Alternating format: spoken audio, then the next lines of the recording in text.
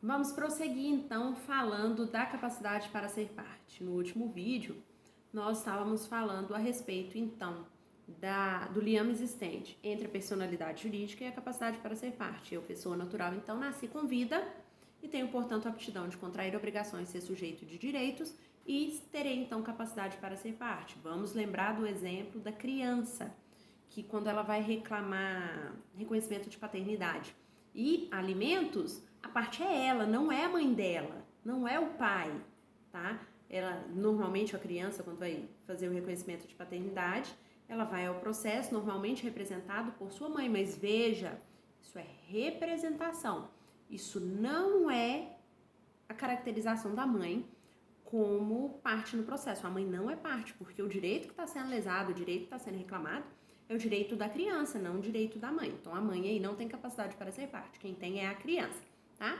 Agora nós temos que lembrar também das pessoas jurídicas, porque veja que as pessoas jurídicas, elas terão também personalidade jurídica e, portanto, elas terão capacidade de ser parte.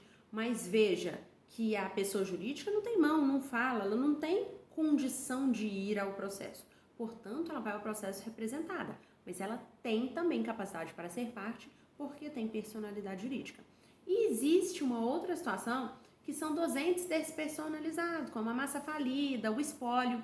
Eles, embora não tenham personalidade jurídica, por uma ficção jurídica, então a lei os equiparou àqueles que têm personalidade jurídica e, portanto, eles têm capacidade para ser parte, mas também irão ao processo representados pelo administrador, no caso da massa falida, pelo inventariante, no caso do espólio.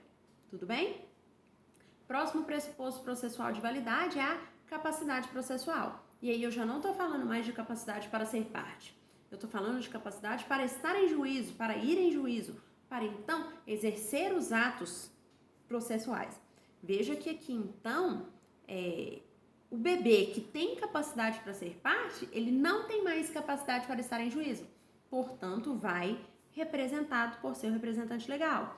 Da mesma forma, a pessoa jurídica, ela tem capacidade para ser parte, mas não tem capacidade para estar em juízo. Portanto, vai representado por seu representante, por seu administrador. Da mesma forma, os entes despersonalizados que nós acabamos de falar. Tem capacidade para ser parte, mas não tem capacidade para estar em juízo, portanto, serão representados. Tudo bem?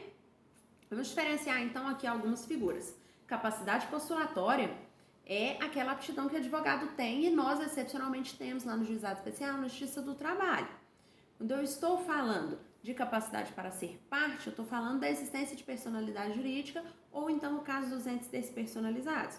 E quando eu estou falando de capacidade processual, eu estou falando de quando a gente tem, então, está gozando de todos a nossa capacidade, nós iremos ao processo, teremos capacidade para estar em juízo, caso contrário, iremos através de representante. Então, eu quero que você não confunda capacidade postulatória, eu quero que você não confunda a legitimidade para a causa, que a legitimidade para a causa, como nós trabalhamos exaustivamente dentro de sala, a legitimidade para a causa, ela está ligada à capacidade para ser parte, tá? Então, lembra para verificar se a pessoa é legítima, a gente tem que perguntar o que é que você tem com isso, para verificar se a pessoa tem de fato legitimidade para a causa, precisa existir aquele vínculo subjetivo entre a pessoa e o objeto, a controvérsia.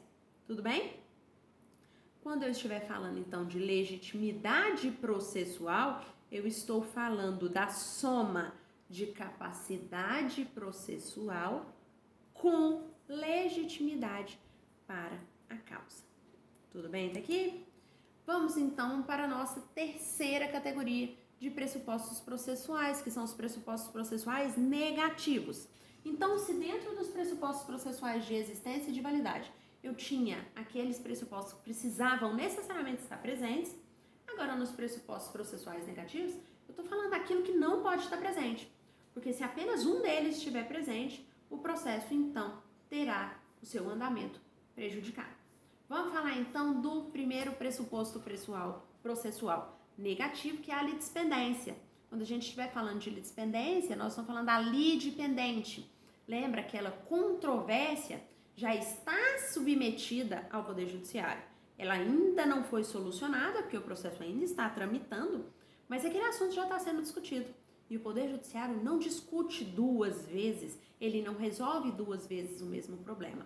Então, se eu entro com um processo, e aí em seguida eu entro com outro processo discutindo exatamente a mesma coisa, as mesmas partes, exatamente o mesmo processo, vai haver litispendência e esse segundo processo não irá prosseguir, porque ele tem a presença da litispendência que não pode existir.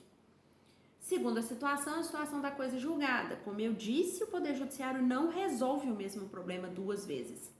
Em razão da imperatividade da jurisdição, uma vez ele decidiu, aquela decisão ela é obrigatória, tá? Então, uma vez o Poder Judiciário decidiu, tramitaram todos os recursos que tinham que tramitar, todos os atos foram praticados. Chega um momento em que a decisão proferida pelo Poder Judiciário, ela se torna imutável e indiscutível. Ela se tornando imutável e indiscutível, ela tem que ser respeitada. E o Poder Judiciário não irá reapreciá-la, ok? Então, havendo coisa julgada, o Poder Judiciário não vai apreciar novamente aquela controvérsia. Então, se eu entro com o processo tramita até o fim, acabou, não tem mais recurso, não tem mais nada para fazer. Aquela decisão se tornou imutável e indiscutível. Se eu entrar novamente com aquele mesmo processo para rediscutir aquela mesma questão que o Poder Judiciário já decidiu, ele vai então extinguir aquele processo em razão da existência da coisa julgada. Até existem situações de desfazimento dessa coisa julgada, nós temos a figura da ação rescisória ou de outros instrumentos mais complexos para então rever uma decisão que está em coisa julgada, mas não é o momento da gente discutir isso. Portanto, provisoriamente, por favor, fiquem com essa situação de que uma vez ocorrida a coisa julgada, não haverá nova discussão daquele assunto. Tudo bem?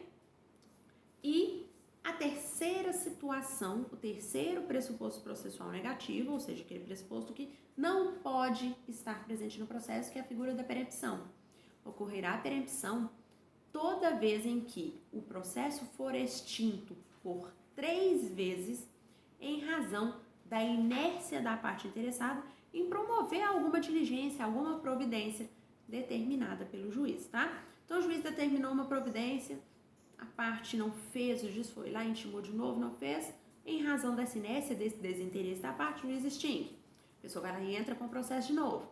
Acontece de novo a mesma coisa, a parte não faz a providência, extingue. Na hora que extinguir a terceira vez, ocorre a perempção e então não será admitida essa controvérsia novamente. Tudo bem até aqui? Então, a gente encerra aqui a nossa breve revisão de jurisdição, o que não dispensa uma leitura mais pormenorizada do assunto nos livros que nós discutimos, dos livros de Teoria Geral do Processo, ou mesmo dos volumes únicos de Direito Processual Civil. Todos eles abordam. Pode utilizar o livro que for de sua preferência, cuja escrita do autor seja mais leve, seja mais tranquila para a sua leitura. Essa é uma questão muito pessoal, portanto, eu não indico um livro que eu acho que é o melhor, tá? Essa questão de livro ser melhor ou pior, ela é muito pessoal. Tudo bem? Então, a gente encerra aqui. Nos próximos vídeos, nós vamos fazer outras revisões sobre os outros pontos que nós analisamos. Um beijo, até mais.